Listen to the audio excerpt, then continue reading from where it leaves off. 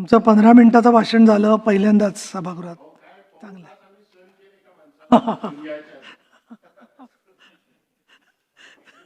बरं, खडसे साहेब बोला.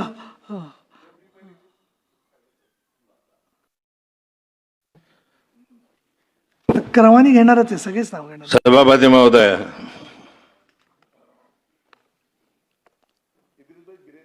राज्यपालांचं अभिभाषण आज आपण सभागृहाच्या पटलावर ठेवलं आणि श्री प्रवीणजी दरेकर यांनी राज्यपालाच्या अभिभाषणावर अभिनंदनाचा प्रस्ताव मांडला. कित्येक वर्षामध्ये राज्यपालांच्या अभिभाषण मी पाहतोय, वाचतोय. अलीकडच्या कालखंडामध्ये सर्वात रट्टाळ असं भाषण असेल तर या वर्षीचं राज्यपालांचं आहे. प्रवीणजी, राज्यपालांचं अभिभाषण म्हणजे काय, आम्ही काय केलं हे थोडक्यात आणि आम्ही काय करणार आहोत हे विस्तृत. या राज्याची दिशा कशी असावी, धोरणात्मक दिशा कसा असावी, हे राज्य पुढच्या कालखंडात कोणत्या दिशेनं जावं, पुढच्या कालखंडामध्ये धोरण कसे अवलंबवावे, यासाठी राज्यपालांचं अभिभाषण. आम्ही पर्यटनाला चालना दिली, आम्ही कर्नाटक सीमा वादाच्या संदर्भात वकील नियुक्त केला. एक वकील नियुक्त केला काय धोरणात्मक होऊ शकते का? हो, गेल्या अनेक वर्ष 1960 पासून तर आतापर्यंत कर्नाटक विवाद हा सुटलेला नाहीये, सीमावाद.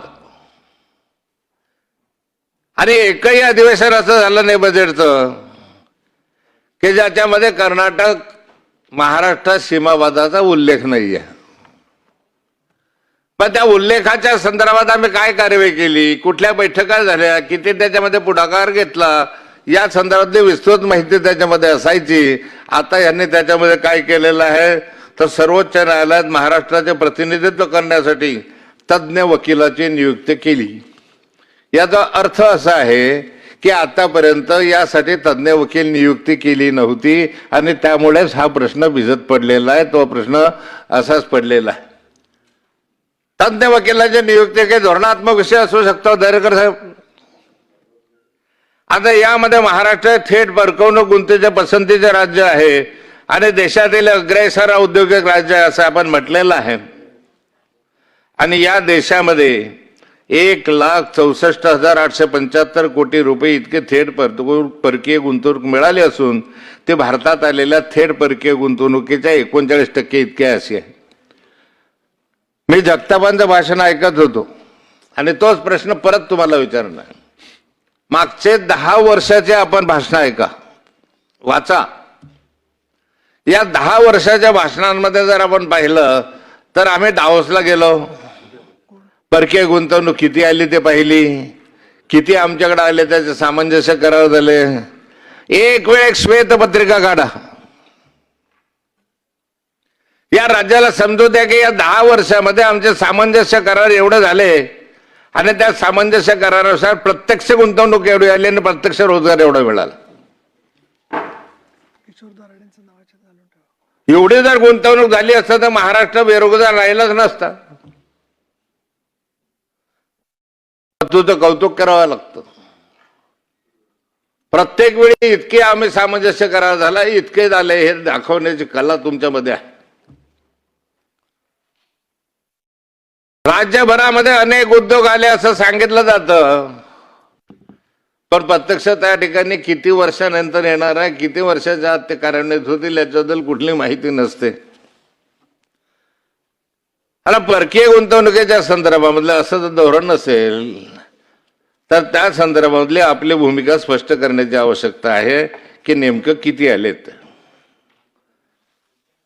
30 लाख कोटी रुपये इतक्या गुंतवणुकीचे सामंजस्य करार केले आणि यामुळे 40 लाख रोजगार निर्मिती होण्यास मदत होईल. वा, 30 लाख कोटी आणि 40 लाख रोजगार. सगळं कसं नोशनल आहे. होणार, येणार, आनंदाची गोष्ट. आम्ही स्वागत करू. असं जर झालं तर स्वागतच केलं पाहिजे.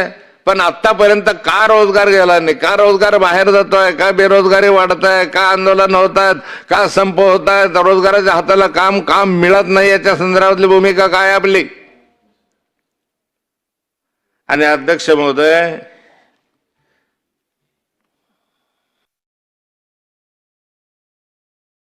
उद्दिष्ट ठेवतो आपण. माझ्या शासनाने 2026 ते 30 कालावधीत महाराष्ट्र उद्योग आणि गुंतवणूक सेवा धोरणाच्या अंतर्गत 50,000 कोटी रुपये इतकी गुंतवणूक आकर्षित करून 50 लाख इतके प्रत्यक्ष रोजगार, 50 लाख 70 लाख 50,000 कोटी इतके गुंतवणूक आकर्षित, 50 लाख इतके रोजगार आकर्षित करणार. म्हणजे या ठिकाणी 70 लाख 50 लाख, मागच्या याच्यामध्ये 30 लाख 40 लाख रोजगार. म्हणजे आता रोजगारीच मिटली, कोणी राहिलंच नाही या महाराष्ट्रामध्ये इतके आकर्षित करणार असतं. आणि अध्यक्ष महोदय, या संदर्भामध्ये माझी मागणी राहणार आहे सरकारला की खरोखर एक वेळ येऊ द्या ना महाराष्ट्रासमोर, एक वस्तुस्थिती येऊ द्या श्वेतपत्रिकेच्या माध्यमातून. आम्ही तुमचं कौतुक करू, या सभागृहामध्ये कौतुक करू की वाह, राज्य सरकारने या 10 वर्षाच्या दशकपूर्तीच्या याच्यात इतके बेरोजगारी कमी केली, प्रत्यक्ष रोजगार इथे असा झालाय या विभागामध्ये आल्या. आणि माझी मागणी राहणार आहे अध्यक्ष महोदय की हे सारं करत असताना हे उद्योग जात आहेत कुठे? या महाराष्ट्रामध्ये मुंबई, पुणे, नागपूर, नवी मुंबई, नागपूरला तर नाहीच, नाशिक, पुणे आणि मुंबई, नवी मुंबई याच्या ट्रँगल शिवाय उद्योग कुठे जात आहे? काय महाराष्ट्रामधल्या मराठवाड्याची स्थिती आहे? किती उद्योग महाराष्ट्रामधून मराठवाड्यामध्ये स्थलांतरित झाले, महाराष्ट्रामध्ये आपल्या मराठवाड्यामध्ये नव्याने उभे राहिलेत? किती उद्योग विदर्भामध्ये राहिले? किती उद्योग खानदेशमध्ये उभे राहिलेत? किती रोजगार विदर्भ, खानदेश, उत्तर महाराष्ट्र, मराठवाडा या विभागामध्ये मिळाला? प्रदूषण निर्माण करणारे उद्योग फक्त कोकणामध्ये आणायचे. मग आहे काय महाराष्ट्राच्या पलीकडे? आहे की नाही? वर्धा जिल्हा नाही, परभणी जिल्हा नाही, जळगाव जिल्हा नाही, धुळे जिल्हा नाही, नंदुरबार जिल्हा नाही. नंदुरबार जिल्हा तर या महाराष्ट्रात आहे की नाही अशी स्थिती आहे. कोणत्या जिल्ह्यामध्ये उद्योग आहे? आणि मग सारे उद्योजक, सारे शिकलेले मुलं, सारे इंजिनियर्स उठले की पुण्याकडे जातात. आज पुण्यामध्ये सर्वाधिक IT उद्योग क्षेत्रामधले मुलं जात आहेत. गावाचे गावं ओस पडायला लागलेत. निवडणुकीमध्ये ज्यावेळेस आम्ही फिरायला जातो आमच्याकडे, तर त्या कालखंडामध्ये पाहतो तर घराला कुलूप. कुठे गेलेत? आई वडील गेले राहायला जळगावला, मुलं गेले नोकरीला पुण्याला. गावाचे गावं ओस पडायला लागले, पण गावापर्यंत रोजगार मिळाला नाही. नोकरी सोडा, पण स्वयंरोजगारासाठी सुद्धा पैसा त्यांना मिळत नाही कर्ज रुपाने, आणि त्यामुळे स्वयंरोजगार सुद्धा त्या ठिकाणी येत नाही. मग महाराष्ट्र विकासाच्या दृष्टिकोनातून चाललाय कुठे? फक्त मुंबई, नवी मुंबई. का मुंबई, नवी मुंबईमध्येच मेट्रोची गरज आहे? का मुंबई, नवी मुंबईमध्ये भुयारी मार्गांची गरज आहे? का नवी मुंबई, मुंबईमध्ये सगळेचे सगळे विस्थापित रस्ते पाहिजेत? त्यातला एखादा रस्ता समृद्धी सोडला तर करा. समृद्धीचा इतका गवगवाने इतकं कौतुक करतात तुम्ही त्या ठिकाणी, दुसरे रस्ते करा. गावामधल्या रस्त्यांची काय अवस्था आज?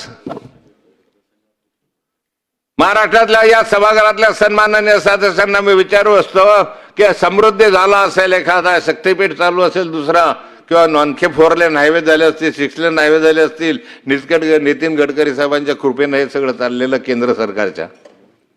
आपलं काय? ग्रामीण रस्त्यांची काय स्थिती आहे? तिथले खड्डे भरायला तुमच्याकडे पैसा नाही, कॉन्ट्रॅक्टरांचा पैसा द्यायला तुमच्याकडे पैसा नाही, ठेकेदारांचे पैसे 2-2, 2.5 वर्ष 3 वर्ष मिळाले नाहीत. दरेकर साहेब, रस्ते कसे होतील, पूल कसे होतील? सेंट्रल गव्हर्नमेंटने दिलेल्या रस्त्यांच्या पलीकडे कोणते रस्ते तुमचे झाले तेवढं मला सांगा. बघा, ग्रामीण भागामधला नागरिक तुम्हाला मतदान करत नाही का? ग्रामीण भागामध्ये जनावरं राहतात, माणसं राहत नाहीत. मग या ठिकाणी अध्यक्ष महोदय, राज्यपाल महोदयांनी धोरणात्मक निर्णयाच्या संदर्भात धोरण घ्यायला पाहिजे की हो, या पुढच्या कालखंडामध्ये आम्ही ग्रामीण भागातले रस्ते सुद्धा शहरी भागातल्या रस्त्यासारखे काँक्रिटीकरण करू. याचं कौतुक करा. पण अध्यक्ष महोदय, हे होत नाही आपल्याला, आणि म्हणून या संदर्भात नाराजी व्यक्त करण्यासाठीच मी बोलतोय. राज्यातील विविध क्षेत्राच्या अनुशेषावर राज्यपाल पूर्वी खूप वर्षापासून पाहतो, प्रथा एक परंपरा अशी होती दरेकर साहेब, राज्यपालांचं भाषण म्हणजे बॅकलॉग, एक ओळ एक पॅरेग्राफ बॅकलॉगचा असायचा. विदर्भाचा बॅकलॉग किती दूर केला, मराठवाड्यातला बॅकलॉग दूर किती केला, उत्तर महाराष्ट्र म्हणजे त्याच्यामध्ये पश्चिम महाराष्ट्रातला बॅकलॉग किती दूर झाला, कोकणातला बॅकलॉग किती दूर झाला. बॅकलॉगचे आकडे यायचे, तासंतास चर्चा होती, आपण पाहिलेलं आहे. कधी दांडेकर समितीवर चर्चा करायची, कधी किंमतकर समितीवर चर्चा व्हायची, कधी या क्षेत्रातला अनुशेष कमी झाला, त्या क्षेत्रातला वाढला, याच्यावर चर्चा व्हायची. राज्यपालांचं मूळ अभिभाषण जे आहे ते, राज्यपालांचं भाषण जे आहे ते बॅकलॉगच्या संदर्भामधला एक गाभा राहायचा.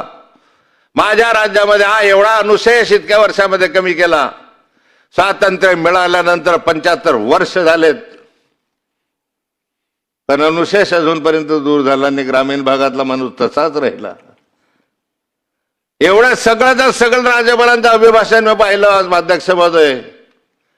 या अभिभाषणामध्ये मागासवर्गीयांच्या योजनांचा किती उल्लेख आहे? एक. दरेकर साहेब, आदिवासींचं काय? दररोज कुपोषणाचे बळी होत आहेत. कुपोषण मोठ्या प्रमाणावर वाढत आहे, पण माझं सरकार आदिवासींचं कुपोषण कमी करण्यासाठी अशा उपाययोजना करणार आहे, याचा एक उल्लेख नसावा. मागासवर्गीय बांधवांना इतरांच्या तुलनेमध्ये बरोबरीला आणावं, यासाठी ह्या योजना माझं सरकार घेणार आहे, ह्याच्या संदर्भात एक उल्लेख नसावा. अल्पसंख्याक समाजासाठी इद्रिस साहेबांनी आता भाषण केलं. काय मिळालं तुम्हाला? मागचं सरकार असो काही सरकार, मी ते म्हणत नाही, कुणावर टीका टिप्पणी मला करायची नाही, पण नाही मिळालं. 75 अल्पसंख्याक शाळा ते सर्टिफिकेट रात्रीमध्ये दिलं जातात, मायनॉरिटीचे सर्टिफिकेट, त्याच्यासाठी अल्पसंख्याक समाजाला न्याय मिळाला पाहिजे म्हणून सर्टिफिकेट दिले पाहिजे. पण या सर्टिफिकेटचा किती दुरुपयोग केला जातो सांगा बरं मला उभं राहून. अल्पभाषिक, अल्पसंख्याक जे बसत नाही त्या सगळ्या शाळा आता अल्पसंख्याक व्हायला लागल्यात, अल्पभाषिक व्हायला लागल्या. दरेकर साहेब, एक वेळ समिती बसवायची, चौकशी करा हे कशासाठी होतं, याच्यामधला बॅकलॉग होत नाही. बॅकलॉग भरला जात नाही का? नट नाही, डायरेक्ट भरती होते पैसा घेऊन, ऑडिट नाही. ऑडिट होतं 10 वर्षानं.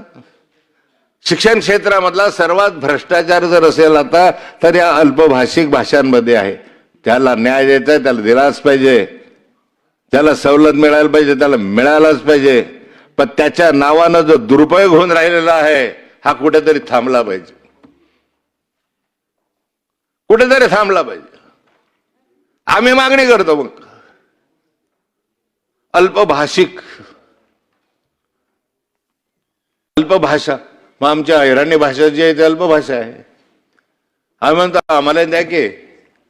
मग गुजर समाजाला मिळाला आनंद आहे, शिंदे समाजाला मिळाला आनंद आहे, लिंगायत समाजाला मिळत असेल आनंद आहे, मग आम्हालाच का नको? मागण्या वाढत आहे, मागण्या यासाठी वाढताय की याच्यावर नियंत्रण नाही आहे. आणि मग अल्पभाषिकांना तुम्हाला सांगतो, इद्रिस साहेब कधीतरी बोला.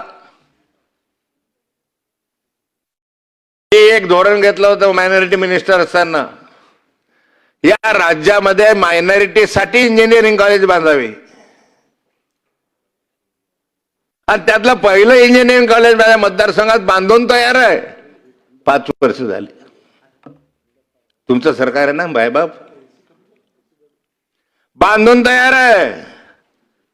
मायनॉरिटीचं धोरण घेतलेलं आहे. त्याच्यामध्ये 70% मुलं, 30% मुली, मोफत शिक्षण इंजिनिअरिंगचं ग्रॅज्युएशन होईपर्यंत. 1 रुपया शिक्षणाला लागणार नाही. मुलींचं वसतिगृह वेगळं, मुलांचं वसतिगृह वेगळं, जेवणाची मोफत व्यवस्था. फीचा तर संबंधच नाही, फी घेतच नाही. करा, चालू तर करा 5 वर्षात. अरे अख्ख्या महाराष्ट्रामध्ये असे 10 जण मायनॉरिटीचे इंजिनिअरिंग कॉलेज झाले, 10 जण मेडिकल कॉलेज झाले, 10 जण फार्मास्युटिकल कॉलेज झाले. मायनॉरिटीचे पोरं शिकतील ना तुमचे. हेतू एवढाच आहे आमचा की तुमचे पोरं इंजिनियर झाले पाहिजे. हेतू एवढाच आहे आमचा की जरा त्याच्या डोक्यात अक्कल आली पाहिजे. आहे पण शिक्षणाच्या दृष्टीने पुढे गेलं पाहिजे. जगाच्या बरोबरीला जाण्यासाठी मायनॉरिटी आलं पाहिजे पुढे. हा हेतू होता. कुठे का नाही करत तुम्ही? एवढ्या ढोल वाजवता तुम्ही सरकारचे. सांगा मायनॉरिटीच्या काय योजना केल्या. दरेकर साहेब या 75 याच्या तुम्ही चौकशी करा. याची चौकशी करा. असं नाही आहे आतापर्यंत. यांना मी सांगतो, हो त्यांनाही सांगतो की आतापर्यंत जेवढे काही मायनॉरिटीचे तुम्ही प्रमाणपत्र अलीकडच्या कालखंडामध्ये दिले, अलीकडच्या, पूर्वी फार देताना मी मायनॉरिटी मिनिस्टर होतो, तो वर्षातून एखाद्या वेळेस 5, 7, 10 द्यायला राज्य. आता वर्षातून 100 अल्पभाषिक अल्पभाषिक. कसं मायनॉरिटीवर अन्याय. जो मूळ हक्कदार आहे त्याला मिळत नाहीये. आणि त्यामुळे या ठिकाणी तुम्ही म्हटलं या संदर्भातली भूमिका ते मला न आवडणार आहे. तुम्ही बोललं ते मला पटलं नाही. आदिवासींच्या उपोषणाच्या आपल्या कुपोषणाच्या संदर्भामध्ये आढावा घ्या. एक आढावा कुपोषणाच्या संदर्भामधला घ्यावा की किती मेळघाटला अजून आदिवासी आहेत, किती गडचिरोलीमध्ये आहेत, किती अजून आहे आमच्या आदिवासी ठाणे जिल्ह्यात, पालघर तालुक्यामध्ये जिल्ह्यामध्ये आहे, किती नंदुरबार जिल्ह्यामध्ये जुने शहादा, अक्कलकुवा, मोलगी किती आहेत. वाढत्या संख्येत जळगाव जिल्ह्यातला आकडा आला परवा. थोडे विस्तारून जाते एवढा आकडा जळगाव जिल्ह्यामधला कुपोषणाचा आला. आदिवासींचा नाही आला, बिगर आदिवासींचा आला. बिगर आदिवासींचा जर एवढ्या मोठ्या प्रमाणावर आकडा वाढत असेल तर राज्यपालांनी 2 घ्यायला नको का? त्याची दखल घ्यायला नको का महाशय? माननीय राज्यपालांनी या संदर्भातले माझ्या मागण्या राहिलेल्या पाहिजे. एक तर बॅकलॉगच्या संदर्भामध्ये केलंच पाहिजे. लक्षात येत नाही तुमच्या आम्ही किती मागे आहोत. 100वा भाग आहे साहेब. आम्ही महाराष्ट्राच्या प्रगतीचा 100वा भाग म्हणजे नंदुरबार. तिकडे 100 रुपयात आम्हाला 1 रुपया. तिकडे इतके मुलं नोकरीवर तर आमच्याकडे कोणीच नाही. तिकडे IT क्षेत्र एवढं तर आमच्याकडे काहीच नाही. तिकडे सिंचनाचा प्रकल्प आमच्याकडे नाहीये. तिकडे नॅशनल हायवे आमच्याकडे नाहीये. तिकडे मोठ्या समृद्धी मार्ग आमच्याकडे नाहीये. काय कसं जाणार पुढे? हा आदिवासी माणूस जाईल कसा पुढे? अहो पैसा कमी करा दुसऱ्या क्षेत्रातला, पण आदिवासी क्षेत्रामध्ये समाज कल्याणच्या क्षेत्रामध्ये पैसा वाढवा. अध्यक्ष महोदय, राज्यपाल महोदयांनी कौतुक केलं. बाहेर मागच्या कालखंडात लाडली बहीण वगैरे वगैरे मला सर्वांनी स्वागत केलं असेल, पण समाज कल्याण विभागाचा पैसा ज्यावेळेस लाडली बहीण योजनेत वळवला जातो त्यावेळेस दुःख वाटतं. किमान समाज कल्याणचा जो मागासवर्गीय आहे, जो वर्षानुवर्ष गावकुसाच्या बाहेर राहिला, त्याचा पैसा तरी अन्यत्र वळवू नका. पण 2 वर्ष झाले, 1.5 वर्ष झाले मी पाहतो प्रत्येक बजेटमध्ये त्याचा पैसा जो आहे हा मागासवर्गीयांच्या कल्याणाचा पैसा लाडकी बहीण योजनेत. हे व्हायला नको अध्यक्ष महोदय.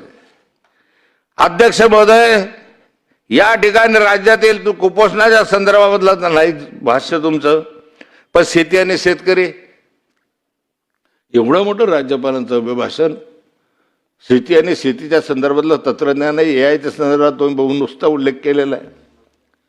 पण काय आहे शेतकऱ्याची अवस्था, त्याच्या संदर्भात काही धोरणात्मक निर्णय.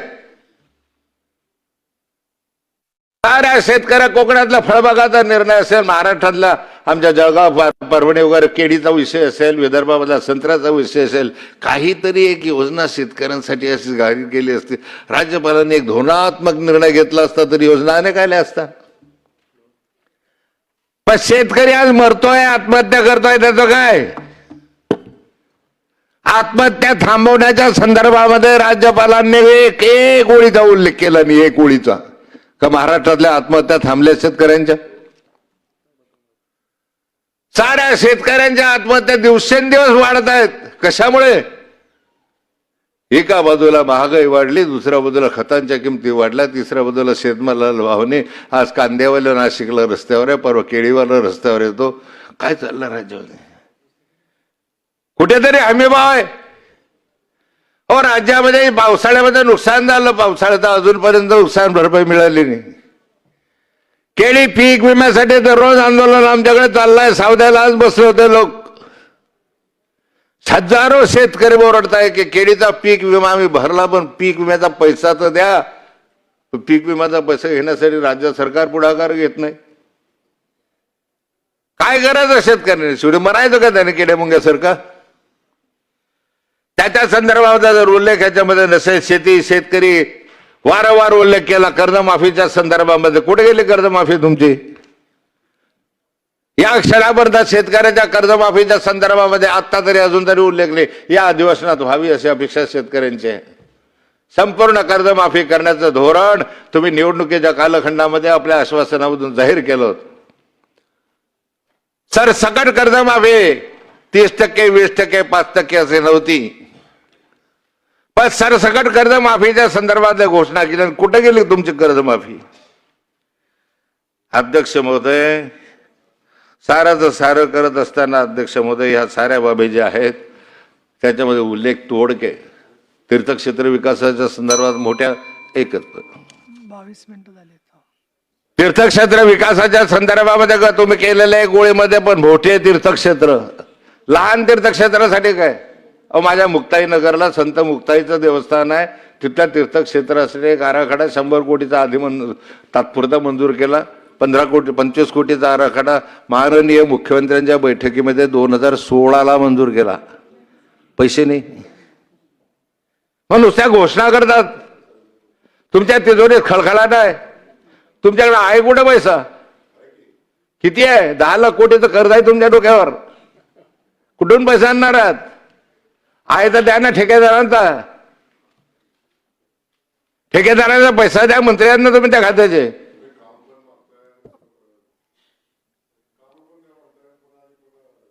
अरे काम द्या, तुमचं दायित्व आहे. काम द्या तर पैसे देणं तुमचं दायित्व आहे. कशाला का ठेकेदाराचं कामं करायचे तुम्ही नुसते त्यांच्याकडून करून घ्यायचं दलालीसाठी, कमिशन घेण्यासाठी, 5%, 10% कमवण्यासाठी कामं मंजूर करतात. पैसे द्यायच्या वेळेला टाळाटाळ करतात. द्या ना पैसे असतील. पैसे तर का पोकळ घोषणा करताय? ते राज्यपालाने कर्जावर बोलायला पाहिजे. मी बोलेल पुढे ज्यावेळेस माननीय वित्तमंत्र्याचं भाषण असेल त्यावेळेस. राज्याची परिस्थिती नाजूक आहे. आणि अध्यक्ष महोदय, मी शेवटचे 2 विषय आपल्यासमोर मांडतो. सरकारवर निवड टीकाच केली पाहिजे असं नाही दरेकर साहेब.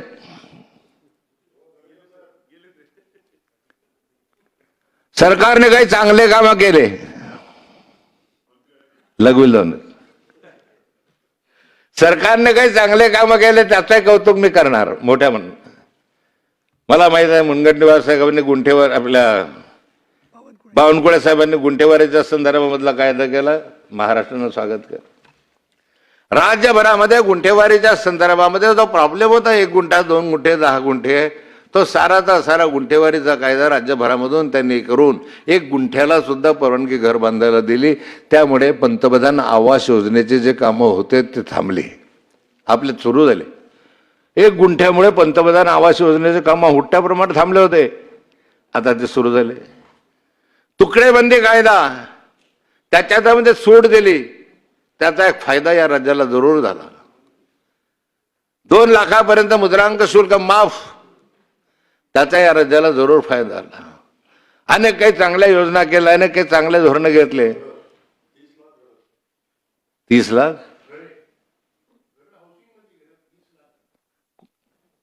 मला नाही माहित. 30 लाख हाऊसिंग मध्ये घर असतील तर चांगली गोष्ट.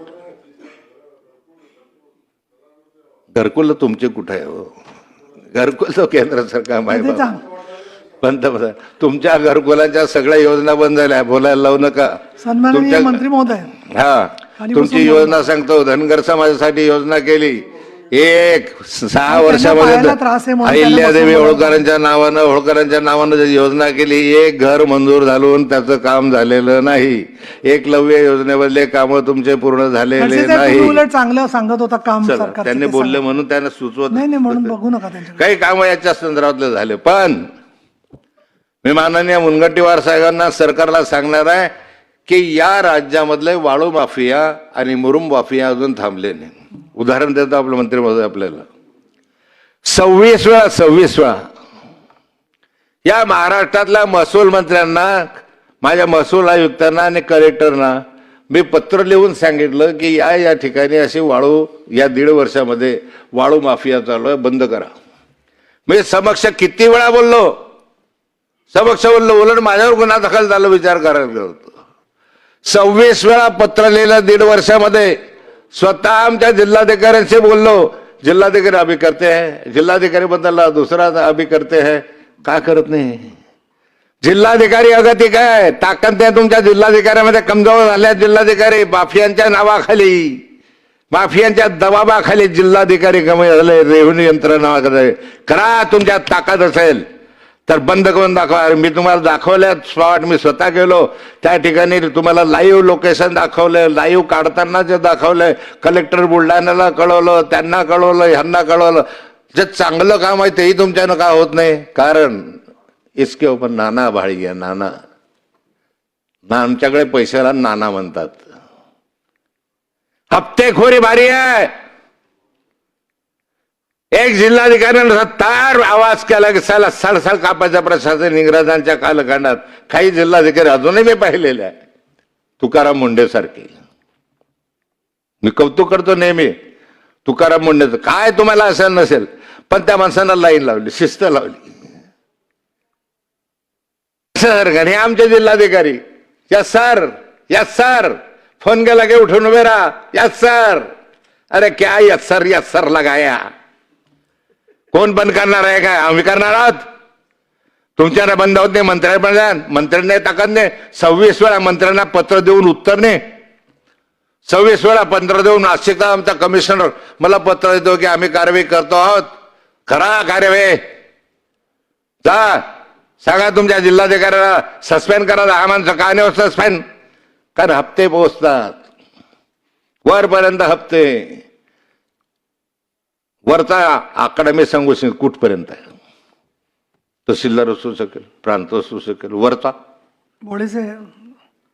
एकच अर्धा मिनिट फक्त. अरे माझं आव्हान चॅलेंज आहे सरकारला, चॅलेंज. त्या राज्यामधले वाळू माफिया, मुरुम माफिया हे बंद करून दाखवा. तहसीलदार घाबरतो, त्याच्या अंगावर हल्ला होतो. पोलीस संरक्षण देत नाही, म्हणता आमचं काम नाही आहे. प्रांत घाबरतो, त्याच्या घरावरले होतात. त्याच्या गाड्यांवर हल्लं तर सुरक्षित आहे का कायदा सुव्यवस्था या ठिकाणी? मग शेवटचं माझं आव्हान सरकारला की बंद करा. किमान आमच्या मतदारसंघात जर 26 पत्र दिले, 26, माझ्यासारखा माणूस ज्यावेळेस 26 पत्र 1.5 वर्षामध्ये येतो तर ते दखल होत नाही. किती संवेदनशील सरकार आहे. वा राज्यपाल महोदय, मी तुमचं अभिनंदन करेल यासाठी की इतकं निगरगट्ट सरकार आम्ही कधी अनुभवलं नाही, ते आता अनुभवतो आहोत. मी ना आपल्या या संदर्भाला खेद व्यक्त करतो आणि माझे 2 शब्द संपवतो.